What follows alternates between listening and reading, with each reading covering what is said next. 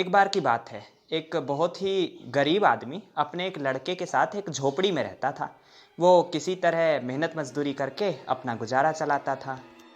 एक दिन जब वो अपने लड़के के साथ खेल रहा था तो अचानक बाहर से उसे किसी औरत के रोने की आवाज़ सुनाई दी। बेचारा बुजुर्ग बड़ा दयालु था, बाहर गया तो क्या देखता है कि एक औरत उसके सामने ज़मीन पर पड़ी रो रही है। वह उसे अंदर ले जाता है और उसे दवा पानी देता है और सोने को कह देता है। वो उससे कोई बात नहीं कर सकता था क्योंकि औरत की हालत काफ़ी नाजुक थी। सब कुछ ठीक चल रहा था। अब जब रात के 12 बजे तो क्या होता है कि औरत अपने लंबे लंबे दांत और हाथ बाहर निकालती है और बुजुर्ग के गले तक ले जाती है। बुजुर्ग की नींद खुलती है तो क्या देखता है कि लंबे लंबे दांत बाहर निकले हुए हैं और औरत उसका गला दबा देती है। तुरंत ही बुजुर्ग की मौत हो जाती है। अब वो भूतनी ही उस लड़के की देखरेख करने लगती है। समय बीतता जाता है, लड़का बड़ा हो जाता है।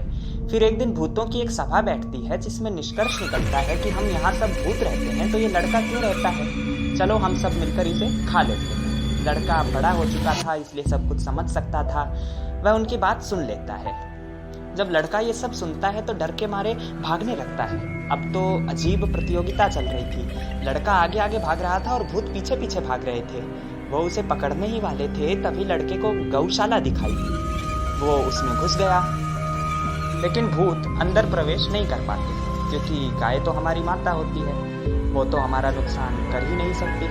उनके पास रहते हुए नुकसान कैसे हो सकता है। भूतों ने माता से प्रार्थना की तो उन्होंने कहा कि ऐसे तो तुम नहीं जाने देंगे। हाँ, एक शर्त है, अगर उसे पूरा कर दो तो अंदर जा सकते हो। बोले शर्त बताओ। तो उन्होंने कहा कि तुम्हें मेरे बाल गिनने होंगे। जब सारे भूत लग गए बाल गिनने, 1 2 3 शुरू किया तो उन्होंने पूंछ हिला दी और तभी सुबह हो गई और लड़के की जान बच गई। इस कहानी से हमें यह शिक्षा मिलती है कि गाय हमारी माता है और हमारी रक्षा करती है, इसलिए हमें गाय की रक्षा करनी चाहिए। हमें उसे मारना नहीं चाहिए, बल्कि मैं तो यूँ कहूँगा कि सभी पशु पक्षियों की रक्षा करनी चाहिए।